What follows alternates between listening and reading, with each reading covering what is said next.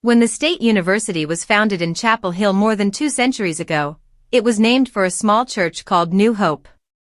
Though that structure is long gone, the idea of New Hope has clung stubbornly to North Carolina football.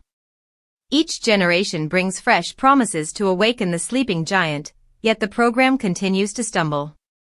On Monday night, that cycle repeated under the direction of Bill Belichick, who prowled Kenan Stadium's sideline in a sleeveless gray hoodie, coaching his first college game after decades in the NFL.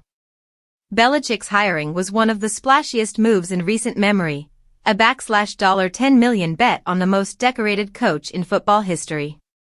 The 9 months leading up to his debut were filled with intrigue about his life, his book tour, his relationship, but little discussion about the roster he inherited. Against TCU, the on-field product told its own story. The Horned Frogs overwhelmed the Tar Heels in a 48-14 rout, outgaining them by more than 300 yards. Whatever mystique Belichick carried into Chapel Hill, it was quickly stripped away. After the game, he was characteristically blunt. "They outplayed us, they outcoached us," he said, "nothing more, nothing less."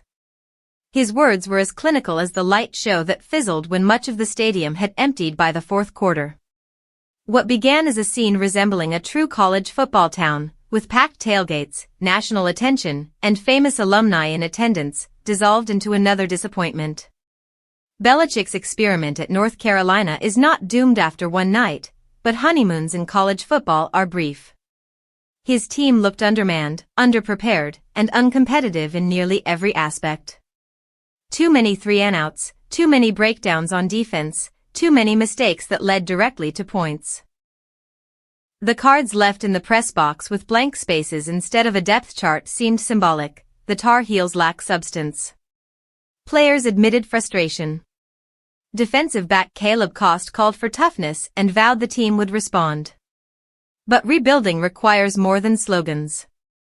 In college, winning comes down to recruiting, and North Carolina's roster is alarmingly thin.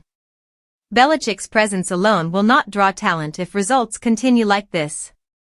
For now, those holding season tickets and the coaches eager to notch a victory over the GOAT are the only ones savoring this moment. Belichick may have sought this challenge for ego, money, or as a family project, but whatever the reason, his tenure already feels different than advertised. To belong in Chapel Hill, he must do more than tell stories of the Naval Academy or bask in his NFL resume. He must convince talented young players to believe in New Hope again.